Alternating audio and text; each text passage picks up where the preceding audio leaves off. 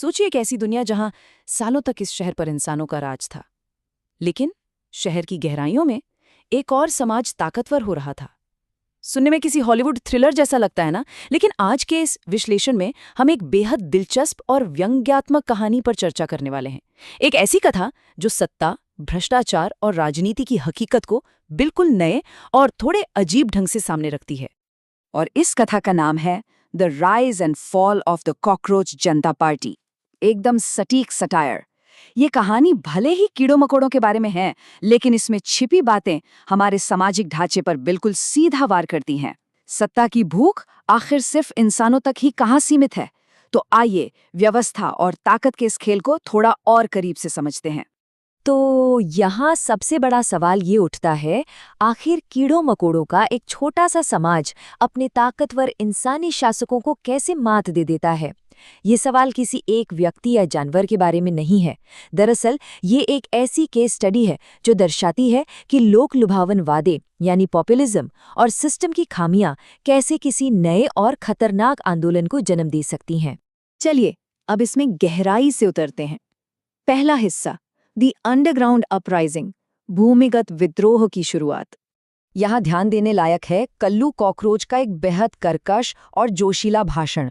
दशकों तक इंसानों ने हमें कुचला, हम पर जहर छिड़का, हमारे साथ कचरे जैसा बर्ताव किया, लेकिन अब हमारी बारी है। अब देखिए, ये शब्द बहुत ही सटीक ढंग से बताते हैं कि कोई भी बड़ा विद्रोह रातों रात नहीं होता। उसकी जड़ें सच्चे ऐतिहासिक आक्रोश और गुस्से में छुपी होती हैं। कल्लू का ये आवाहन उन सभी को एकजुट कर देता है जिन्होंने सच में वर्षों तक शोषण सहा है। लेकिन इस अंधेरे और गंभीर माहौल में हास्य की एक बेहतरीन झलक भी मिलती है। मच्छर मंत्री का दावा है, मैं स्वास्थ्य मंत्रालय का हकदार हूं क्योंकि मुझसे बेहतर खून कोई नहीं चूस सकता। सुनने में बड़ा मजेदार लगता है, लेकिन ये एक गहरी सीख भी देता है।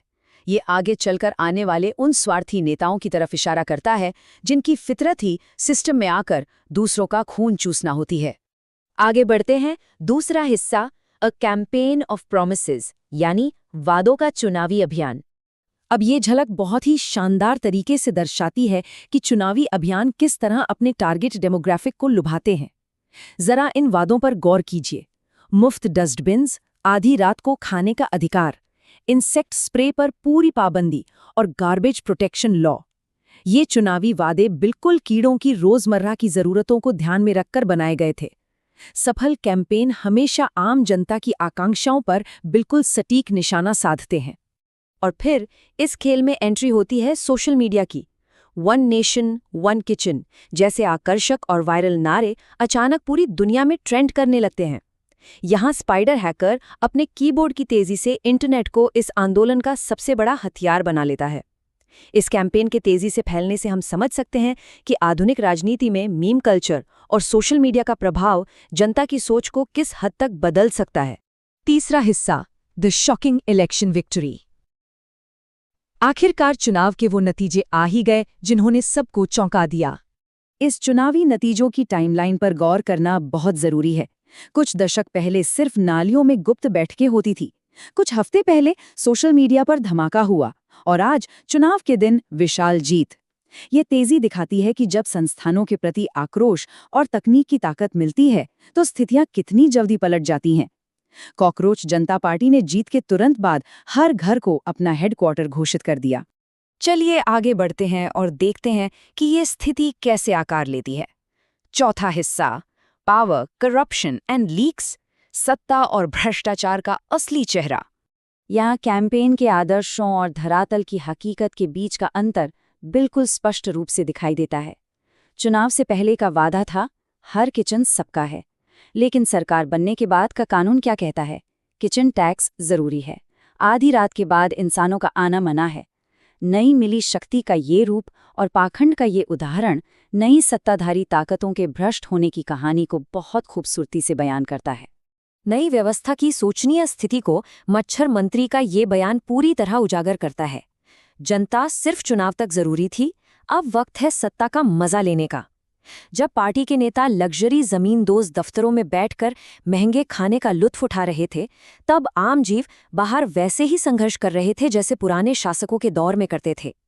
ये कोड संस्थागत भ्रष्टाचार और नेताओं का आम जनता से कट जाने की हकीकत को बिल्कुल सटीक ढंग से पेश करता है। लेकिन याद रखिए, भ्रष्टाचार हमेशा के लिए नहीं छुपता। तो आखिर इस सिस्टम का पतन कैसे हुआ? सबसे पहले वही स्पाइडर हैकर जो कभी उनके अभियान का खास हिस्सा था, नेताओं की इस लग्जरी लाइफस्टाइल को चुपके से रिकॉर्ड कर लेता है। फिर ये गुप्त फुटेज अचानक शहर के विशाल पब्लिक स्क्रीन्स पर लीक कर दिया जाता है। नतीजा, इस धोखे से आहत होकर इंसान और छोटे कीड़े दोनों आपस के सारे मतभेद भुलाकर सड़कों पर उतर आते हैं, एक मास प्रोटेस्ट।